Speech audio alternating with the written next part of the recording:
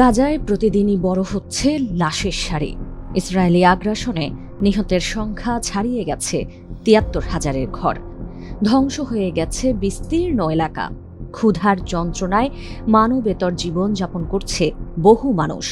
এই অবস্থায় গাজা যুদ্ধের অবসান ঘটাতে কিছুটা নতি স্বীকার করেছে হামাস, সম্মত হয়েছে হাত থেকে অস্ত্র নামানোর প্রস্তাবে। তবে ইসরায়েলি সেনা প্রত্যাহার না হলে কিংবা গাজা পুনর্গঠনের প্রতিশ্রুতি বাস্তবায়ন না হলে চুক্তি থেকে সরে আসার হুঁশিয়ারিও দিয়ে রেখেছে ফিলিস্তিনের সশস্ত্র সংগঠনটি। সমঝোতা নথি বিশ্লেষণের ভিত্তিতে কাতার ভিত্তিক সংবাদ মাধ্যম আল জাজিরা জানায়, আগামী ১৪ দিনের মধ্যে নিরস্ত্রীকরণের বিস্তারিত রোডম্যাপ চূড়ান্ত করা হবে। তবে প্রয়োজনে আন্তর্জাতিক যাচাইকারী সংস্থা কিংবা সব পক্ষের সম্মতিতে সময়সীমা বাড়ানো যেতে পারে। দীর্ঘ চেষ্টার পর হামাসকে নিরস্ত্রীকরণে রাজি করানোকে এক ঐতিহাসিক পদক্ষেপ হিসেবে বর্ণনা করেছেন মার্কিন প্রেসিডেন্ট ডোনাল্ড ট্রাম্প। তার ভাষ্য, নিরস্ত্রীকরণ সম্পন্ন হলে গাজা থেকে সেনা সরিয়ে নেবে ইসরায়েল।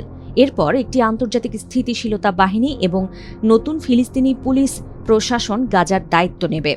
একটি নতুন ফিলিস্তিনি সরকার গঠিত হবে, যা ফিলিস্তিনিদের কল্যাণে শান্তি পরিষদের সঙ্গে ঘনিষ্ঠভাবে কাজ করবে। একই সঙ্গে ইসরায়েল তার প্রাপ্য নিরাপত্তা পাবে।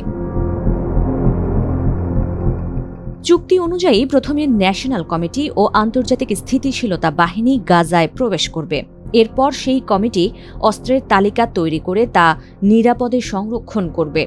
তবে কোনো অস্ত্রই ইসরায়েল বা অন্য কোনো বিদেশি পক্ষের হাতে দেওয়া হবে না।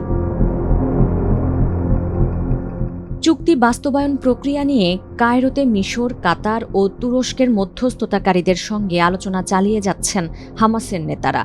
তবে ফিলিস্তিনি ইসলামিক জিহাদ জানিয়েছে, চুক্তির ভাষা নিয়ে তাদের আপত্তি রয়েছে।